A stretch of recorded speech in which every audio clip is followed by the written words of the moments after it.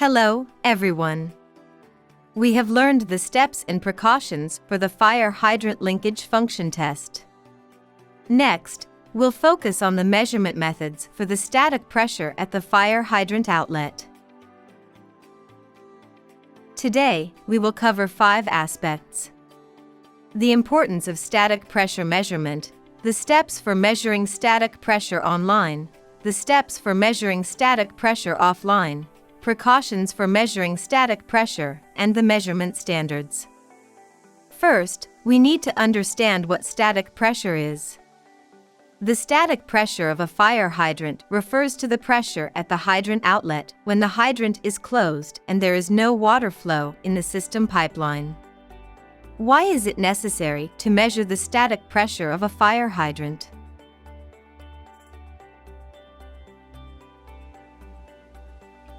The static pressure of a fire hydrant is a crucial factor in determining the water flow.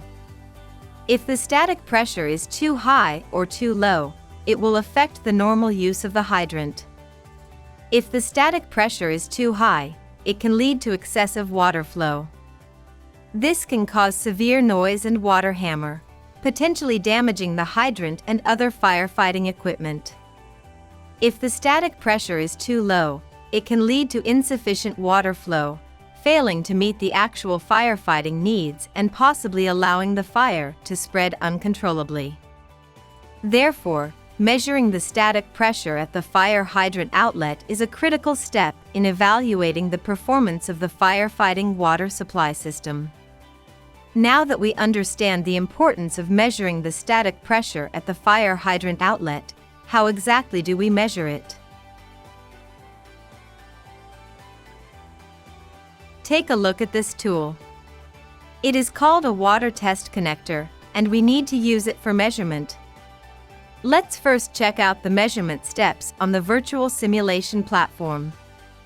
First, select the water test connector from the toolbox, then connect the water test connector to the fire hydrant valve outlet, open the fire hydrant valve, and read the stable reading on the pressure gauge. After that, close the fire hydrant valve, open the ball valve on the water test connector, and drain the remaining water. This completes the static pressure measurement. After understanding the entire measurement process, please watch my demonstration operation. First, connect the water test connector to the fire hydrant valve outlet. Close the ball valve on the water test connector. Then, slowly open the fire hydrant valve counterclockwise. When the pressure gauge reading stabilizes, record the static pressure. After the measurement is completed, close the fire hydrant valve clockwise. Slowly open the ball valve on the water test connector to release the pressure and drain the remaining water. Finally, remove the water test connector and reset the fire hydrant.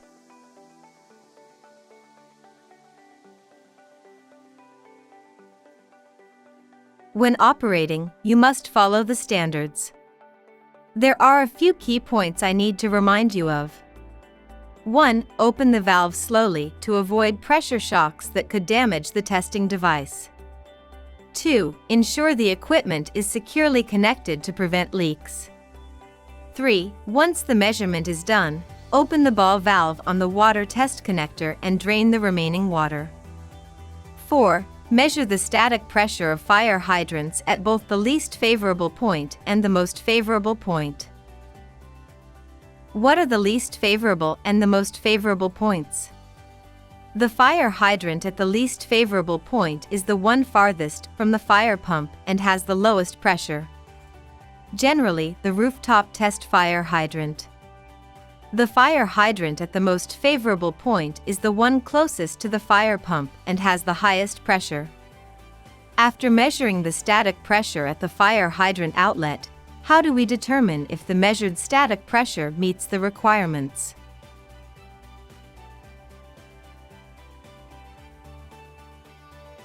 The technical code for fire protection water supply and fire hydrant systems specifies the static pressure requirements for the least favorable and most favorable points. For Class 1 high-rise public buildings, the static pressure should not be less than 0.1 megapascal. And for public buildings over 100 meters high, it should not be less than 0.15 megapascal. For high-rise residential buildings, Class 2 high-rise public buildings, and multi-story public buildings, the static pressure should not be less than 0.07 megapascal. For multi-story residential buildings, the static pressure should not be less than 0.07 megapascal. For industrial buildings, the static pressure should not be less than 0.10 megapascal, and for buildings with a volume of less than 20,000 cubic meters, the static pressure should not be less than 0.07 megapascal. When a pressure stabilizing pump is installed, the static pressure at the fire hydrant outlet should be greater than 0.15 megapascal. The static pressure at the most favorable point should not exceed 1.0 megapascal. If it does, zoned water supply measures should be taken. Now that we have learned the methods, steps, and standards for measuring the static pressure at the fire hydrant outlet, are you all eager to try it yourselves?